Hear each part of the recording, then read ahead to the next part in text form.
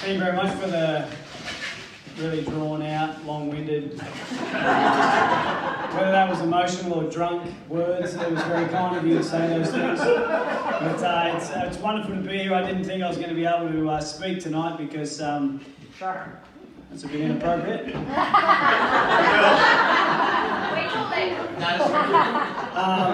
Because the gentleman that decided to pick me up today, like, it is very cold for me. I actually have thermals on underneath to try and keep me warm.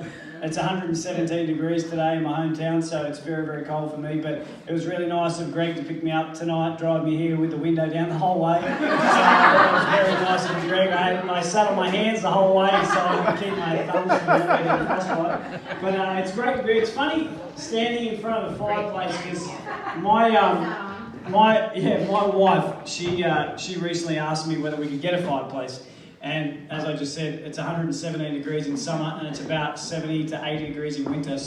But she wanted a fireplace, and my father-in-law taught me some great words when I married his daughter. I must say 2 words, and those 2 words are yes dear. So I've learned yes dear, and so we got a fireplace, and I'm on the other end of handy. So if you were to tell me, Michael, can you put a nail in the wall? I'd say, sure, Chris, no problem. And I'd get somebody else to do it because I'm not handy at all. So I had to hire a guy to come in and put a fireplace in. And if this guy had a photo of himself in the paper, there's no way in the world I would have booked it. He was very good looking. He was very muscly. He seemed to sweat in all the right areas. I had no idea that my wife wanted to be a handyman because she sat there and watched him put this fireplace in the whole time he was there. It made me feel like a little boy until eventually he said the words I wanted to hear. He said, Michael, can you give me a hand? And I was so excited. I ran in my room, got my old clothes on, come running back out. I said, what do you want me to do? He goes, I'm going to jump up on the roof and I'm going to lower this stainless steel pipe if you can catch it and put it into place. That'd be perfect. I thought, easy, can catch, played a lot of baseball, a lot of cricket, a lot of football, can catch. But the last thing you want to hear from a builder who's on the roof with a stainless steel pipe is one word, and that one word is shit. And I heard the word shit, and this pipe comes flying down. I get my left hand out of the road, my right hand gets stuck.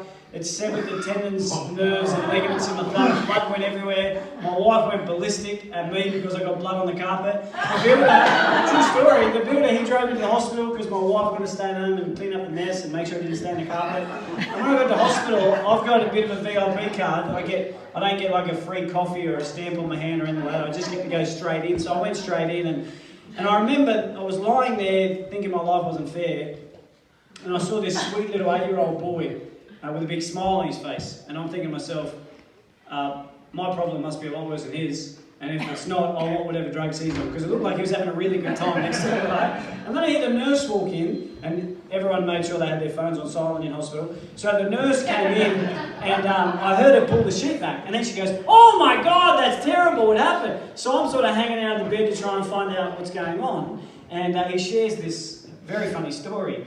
He said, I was riding my motorbike and I was cruising through the bush, and as I went around the corner I fell off and this stick got jammed right up into my leg. He said, but it's okay, it could be worse. And I'm thinking to myself, what do you mean it could be worse? You've got a stick in your leg, you're going to have surgery, you're going to be on crutches. What do you mean it could be worse? And the little boy said, I promise you, nurse, it could be worse. The stick could have got me in the balls. And I can just imagine the father saying to the son in the car, hey son, quit your whinging, the stick could have got in the balls. And straight away you just shut up. And I can't help myself, I think about that all the time now. Every day, every scenario I'm in, I think about it. Like last night, I woke up during the middle of the night and I cracked open that complimentary bottle of water next to my bed. And then I got up this morning and I saw this little necklace around the outside that had $8. I paid $8 for a free bottle of water last night. I was furious. And then I thought to myself, could be worse, could have a stick in my balls. And straight away, I didn't care the fact that I just paid $8 for a bottle of water. And the reason why I love that story and the reason why I share it is because we all have a story, we all have adversity, we all have challenges, we all have pain, and we all have suffering.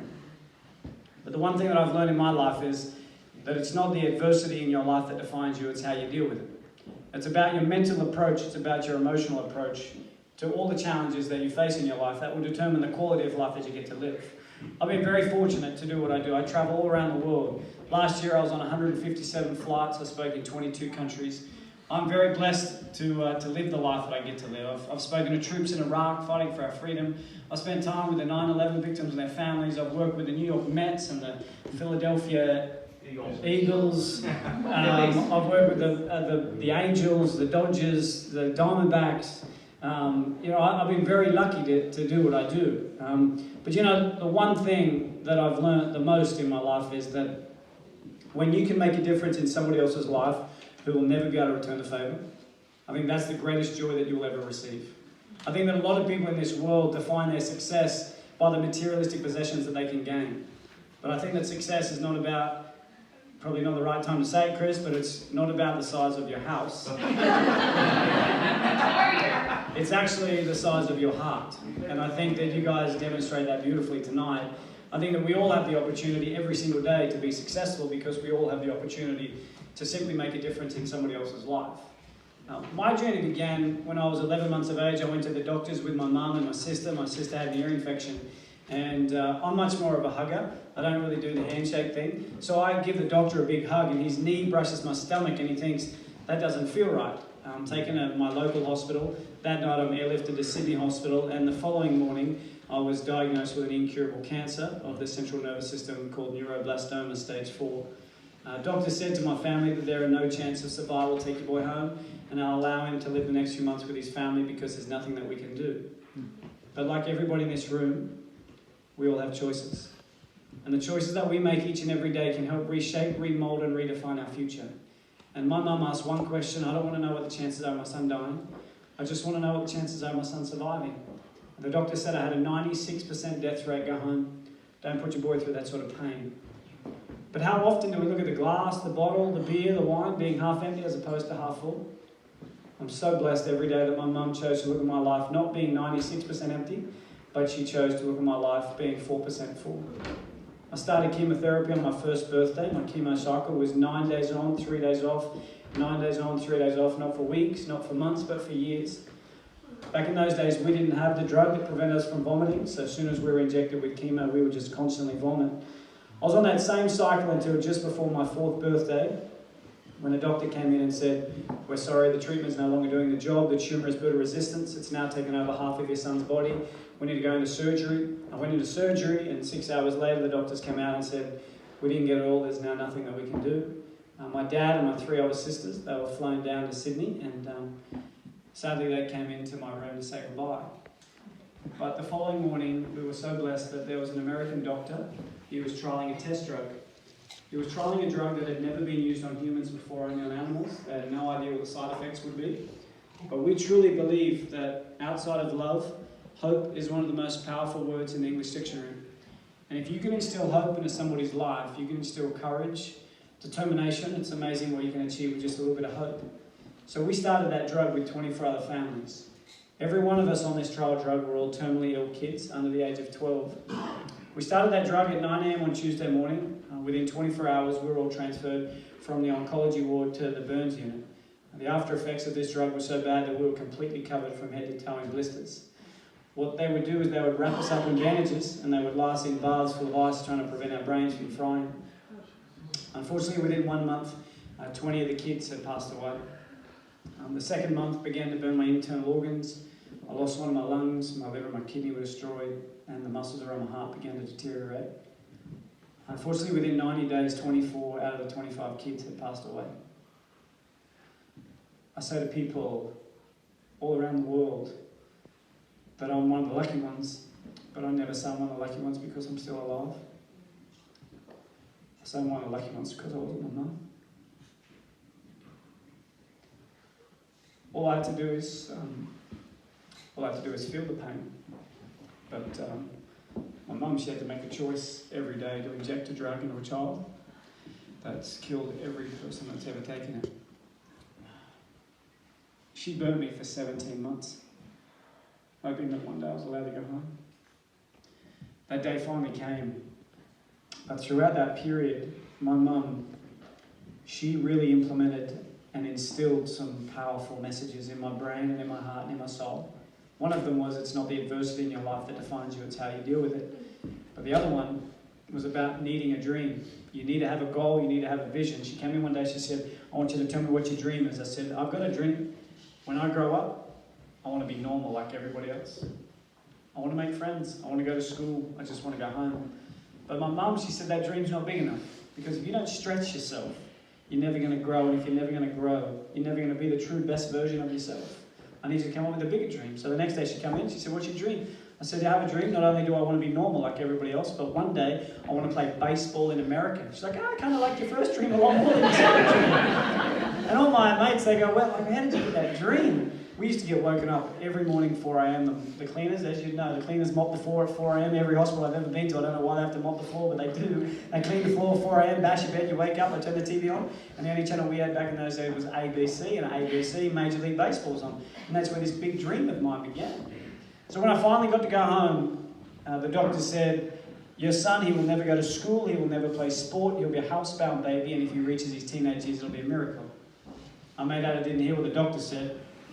My mum walked through the curtains and I said, what did the doctor say? She said, the doctors told me everything was going to be okay. My mum carried the fear and the burden of her little boy dying because she wanted me to lead a normal life. I went to school. I imagined how school was going to be. I was going to be the class clown. I was going to be the teacher's pet. I was going to get great. All the girls, they were going to love me at school. My time at school was going to be amazing until I got there. And I realised that I was very, very different. I realised that people were never going to look at me the same way as they looked at everybody else. And I think that, my time at school was probably, in some stages, harder than my time in hospital because I never got picked on once in hospital. I probably didn't get a day at school where I didn't get picked on. But my mum always taught me what doesn't kill you only makes you stronger. And it made me so determined not to prove other people wrong, but more importantly, to prove myself right. I love this game of baseball. And that was my passion. That's what got me out of bed every single day. And I started to get really good at the game I loved. I started playing baseball. I started representing my town. And I finally made the state team at the age of 12. And 1 week before I flew out to the national championships, I got really sick. I got taken to hospital, I had glandular fever. Then I got the chicken pox. Then I got pneumonia. Then I got the belly bug. And when you go into hospital, you're going with one thing and you collect everything before you finally get to go home. And there was 4 doctors on my left and my mum holding my hand on my right, and I went to take a deep breath in, and the pain that I felt in my chest is something that no 12-year-old should ever have to feel. Unfortunately, at the age of 12, from the side effects of that drug that I had as a baby, I suffered my first major heart attack. I was in hospital for 4 months, and I became a very depressed little boy. I finally got a chance to taste what normality was, and it was taken away from me. And then I heard the doctors say through the curtains, your son's heart is so badly damaged that he will never play sport again. And my mum come through the curtains and I said, what did the doctor say? And she said, the doctor told me everything was going to be okay. She believed in me. How could I not believe in myself when my family believed in me? 3 years after being told I would never play sport again, I was lucky enough to make the under-16 Australian baseball team, and I got a chance to fly to America and achieve my dreams. I got a chance to listen to our national anthem, watch our flag get raised. I got a chance to do something that people told me all my life I'd never be able to do.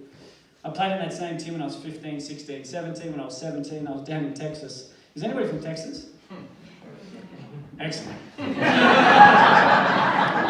And a scout came up to me and said, Mike, you're definitely not the biggest, nor are you the strongest, but the passion you bring to this team is something we want to reach in and grab.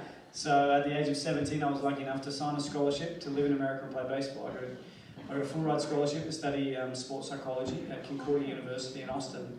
But Texans aren't, like, with all due respect to anybody that knows anybody from Texas, but they're not the smartest people I've ever met in my entire life, right? I remember the first day I was in Texas, I went up and I said, "G'day mate, how you going? Can I get a steak sandwich and a bottle of water?" And he went, "Whoa, whoa, whoa, slow down."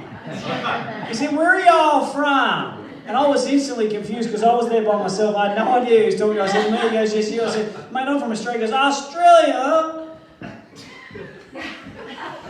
Never heard of Australia. What state's Australia? And so you could tell them anything and they believe you. I've got a big scar on my stomach from where the cancer got cut out. I used to tell the girls that it was from a mistimed jump off a paddle boat that had me land on a crocodile's tail and they didn't believe me. I went from this skinny little freckly-faced ranger in Coffs Harbour to this baseball crocodile wrestling beast in Texas. It was amazing. My time over there was incredible. But as you all know, life is like a roller coaster.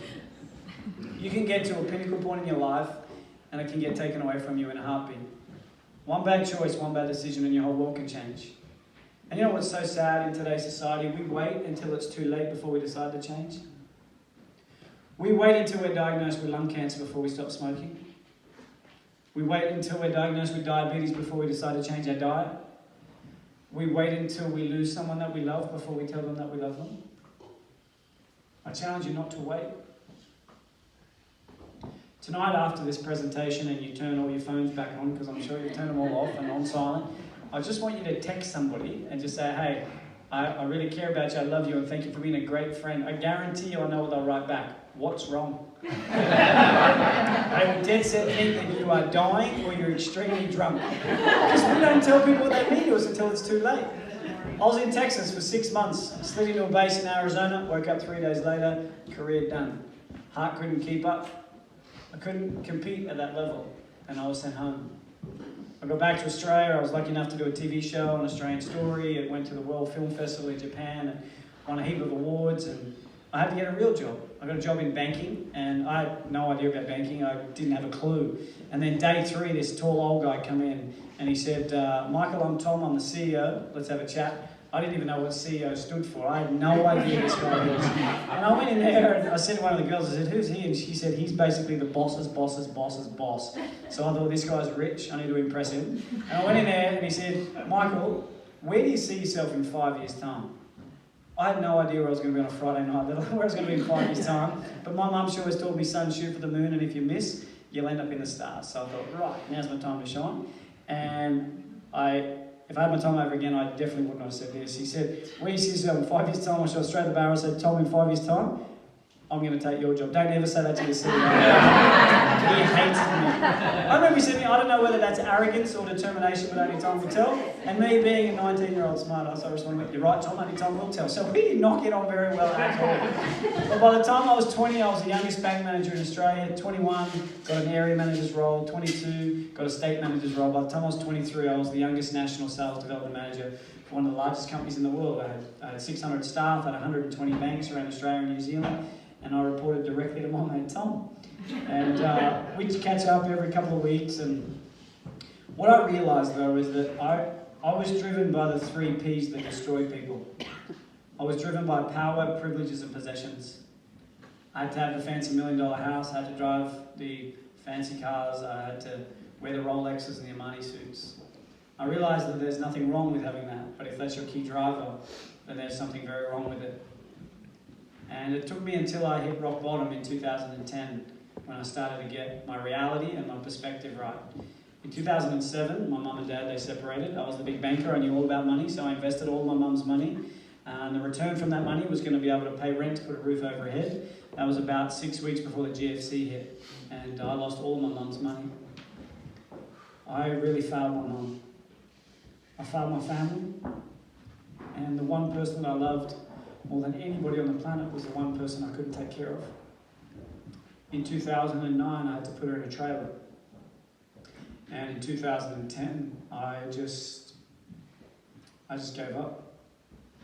I got bacterial meningitis, I got fluid on the brain, and I got Bell's palsy down the right-hand side of my body. And I remember my wife, she would come in every night and she would say, I love you and I'll see you in the morning.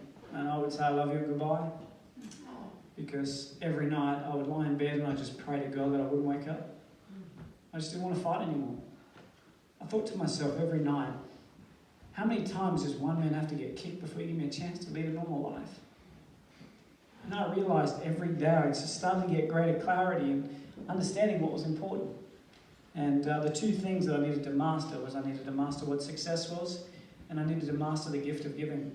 And now I understand what success is. Success is about how big your heart is. Success is about getting out of bed and knowing in your heart that you can make a difference in somebody else's life. This whole giving piece, I always thought the saying was the more you give, the more you shall receive. But that saying is wrong. That saying should be the more you give expecting nothing in return, the more you shall receive. And it's not about the materialistic possessions that we give, but it's about the passion and the purpose in why we give it, that truly determine the outcome of our giving. That's why I love that saying, we need to give without remembering and receive without forgetting. But I think in the world we live in today, it's the opposite, right? We give without forgetting, and we receive without remembering. Can you imagine if every gift, every emotion, every bit of love that you give to somebody else, you forget about? You don't need to keep count and tabs on the people that you've helped, but you do need to keep tabs on the people that have helped you. Because I think life is all about not just paying back, but it's about paying forward. I decided to walk away from the corporate life and commit my life to making a difference in other people's lives. I wanted to make a global impact. And the place that I went first was I went to Haiti. Haiti, as you know, got hit by an earthquake 2010, killed 316,000 people, left 2.5 million people homeless. The population in Haiti is 10 million. 8 million people in there are unemployed still, 8 years after the earthquake. I went there and I rebuilt a school for 120 little kids. And on the way back from rebuilding the school, I went into an orphanage. My wife and I were being told, due to all my health challenges, that we'll never be able to have kids. I tried to convince her that we should practice every time I'm home, but it doesn't go down the way. But I went into this orphanage and there was this little boy there, and I said, what's the best part about living here in the orphanage? And he said, the best part is I get a bowl of rice guaranteed every second day. He said, when my mum and dad, both my brothers, died, I lived on the streets for 4 months and the only food I'd get would be out of garbage bins. I said, if that's the best, what's the worst part? He said, the worst part is at night time, because where I sleep, I have a little tarp over my bed, and when it rains, I get soaking wet because it leaks. He said, but it doesn't really matter whether it rains or not, I still get soaking wet, because I share a bed with 2 little boys, and both of them still pee their pants. I'm going to be really honest, I'm on the road about 8 months a year. There are some times that I complain just to myself about the bed that I'm sleeping in. Like the other night I walked in, I had 12 pillows on my bed. I don't need 12 pillows to go to sleep. So I get rid of 11 pillows, which all form trip hazards when I'm trying to go to the toilet during the night. And then I try and get in the bed, and I swear to you, I think the cleaner thinks that I'm a cardboard cutout, like this fella here. Because they tuck the sheets in so flipping tight that it turns my feet into flippers. He's not complaining the fact that he's getting peed on. He's pumped that he gets a bowl of rice every other day. So I came back to Australia, raised a whole heap of money. We opened our own charity where every cent gets sent, and we went back and we rebuilt the orphanage from the ground up, and my whole world changed because these kids taught me so much. You know, they taught me a few things. One of the sayings they taught me was, when you change the way you look at things, the things you look at change. You know, these kids had nothing. No mum, no dad, no iPad, no laptop, no nothing. But they woke up this morning and they thought they had everything. And the reason why they thought they had everything is because they woke up this morning. You imagine if that was the way we all looked at our lives? We could overcome any challenge, any pain, any suffering that this world has thrown at us because we had the amazing blessing of waking up this morning. Another thing they taught me was that your head needs to be where your body's at. I think too often in life we are so fearful of what might be tomorrow. We're so regretful of what could have been yesterday, we forget to focus on what is right now. We're no longer present in the world that we live in. You know, Google says we look at our phones more than 600 times a day. How can we be the best version of ourselves when we're no longer present? And I love the other thing, and it's about the 3 things that you cannot recover. Words after they're said, moments after they're missed, and time after it's gone. You know, I love the story about the boy who comes in and knocks on his dad's door one afternoon. His dad works from home, and he says, "Hey, Daddy, any chance we could go play catch?" And Daddy says, "Sorry, son, I'm busy." The next day, little boy comes, knocks on Daddy's door, says, "Hey, Daddy, any chance we can play catch?" "Sorry, son, I'm busy." 3rd day in a row, little boy knocks on Daddy's door. Daddy says, "Son, told you yesterday, told you the day before, I'm too busy, I can't play catch." And the little boy says, "Oh, Daddy, I wasn't going to ask you to play catch." He says, "Oh, what were you going to ask me?" He goes, "I was going to ask you how much money you earn an hour." And Daddy says, "That's a very rude question, son, but I earn $50 an hour. And the reason why I earn $50 an hour? So I can put a roof over your head and food into your tummy. So please get out of my office, I've got work to do." A month goes by, 6 weeks, 8 weeks goes by before that little boy comes in and knocks on Daddy's door. He says, "Hey, Daddy." "Yes, son."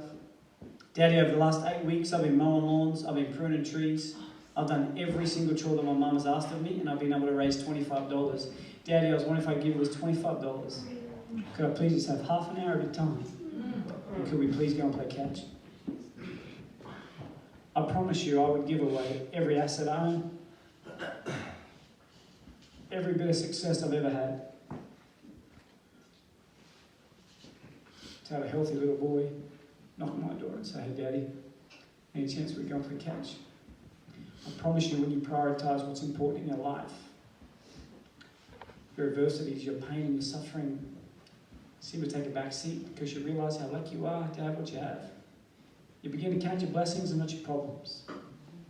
I realise that there are only 2 types of people in this world. There are those that use the adversity, pain and suffering as the justification behind why they fail in life. And there are those that use the exact same pain and suffering as the motivation to succeed. It's your choice which person you choose to be and what life you get to live. 2016, without a doubt, was one of the greatest, yet one of the most challenging. 2016, I finally got a chance to do something that I wanted to do since 2007. I finally got to put a pink ribbon on a brand new door to a brand new home for my beautiful mum. To be able to give back to that sweet lady who sacrificed so much of her life for me was without a doubt one of the greatest days of my life. I didn't buy it through Remax because they take way too much commission. I've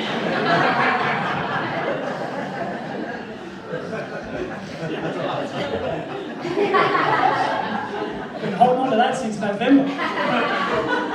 But to see her smile, to hear the tone of voice every time I call her, filled with gratitude and love, makes all the sacrifice worth it. But in 2016, my world took a big turn. My wife had been telling me for months to go and get checked, and I just ignored it until eventually she said, I've got an appointment booked for you tomorrow. I went to the doctors by myself, and unfortunately they found 4 tumours in my throat. They told me that my tomorrows weren't guaranteed.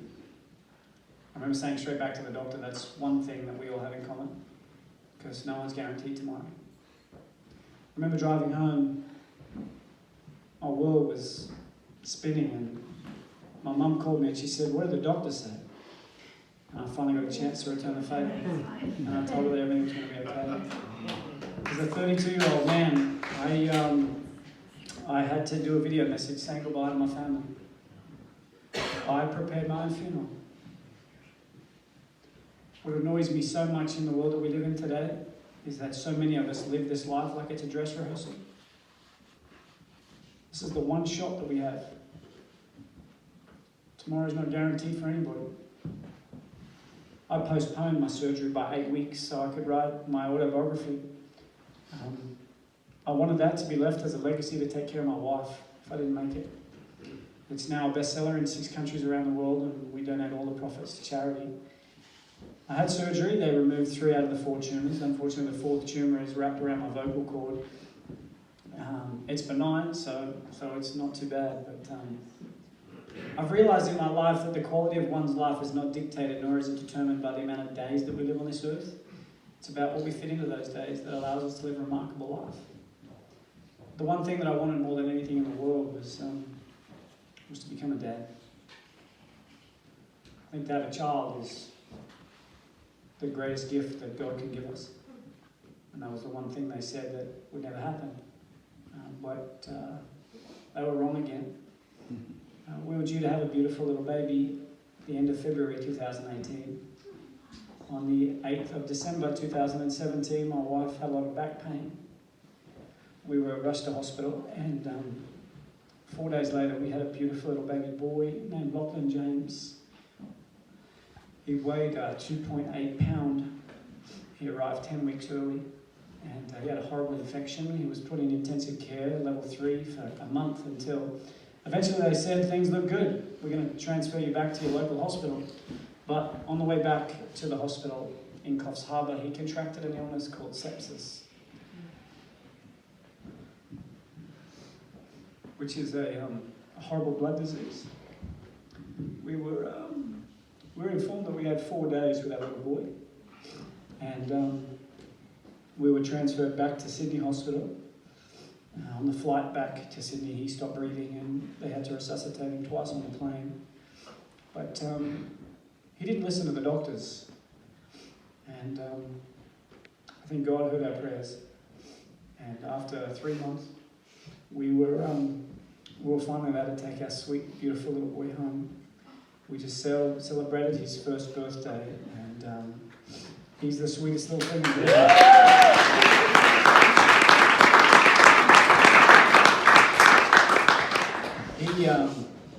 He shits more than we can imagine. He eats more than we can imagine.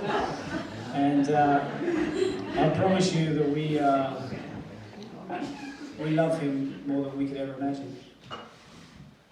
He's the greatest gift that we could ever ask for. And our lives every day are filled with so much gratitude. And I think from every dark day, every pain, we learn so much. And I think that in the world that we live in today, it is so important that we embrace the coolness of the shadows so we can truly enjoy the warmth of the sunshine. Every day is a bonus, a blessing and a privilege to live. for me, every day is an absolute bonus. I'm so grateful for every opportunity, every day. And my goal in life is to simply get out of bed and make a difference in just one person's life. And if I can do that every single day, that's 365 lives that I get a chance to take or make an impact on every single year. And I think that if we all have that philosophy of just simply trying to get out of bed and make a difference in somebody else's life, then I think the world would be such a better place. I challenge every one of you every day to get out of bed and do something that your future self will be proud of. And I just want to finish up by saying, I want to say thank you. Firstly, I want to say thank you for Todd for believing in me and giving me an opportunity to come here and share my story with you all. It was a long 15 and a half hours to get here to speak tonight, but it was definitely worth it. Ben and his family, I just want to say thank you for allowing me to be a part of your very special night tonight. And it was an honor to meet your little boy the other day, and he's a fighter, and he's courageous, and he's stronger than you could ever imagine. And I've never seen a kid eat Starburst so fast in my entire life. He loves the Starburst. But, and finally, I just want to say thank you, you guys. Thank you for being truly present. Thank you for translating from American to English to allow you to understand what I'm saying today. And thank you for being here to truly make a difference in a family's lives that are truly doing it tough and certainly need our support. God bless you.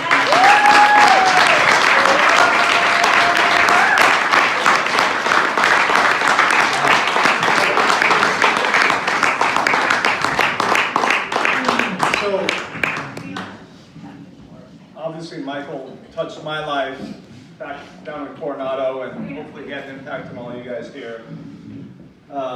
Before we get in with the live auction, does anybody have any questions for Michael regarding his childhood, career, anything? I feel like I don't get 3 questions, I haven't done my job right. So please Charlene. ask me some questions. And don't chip me about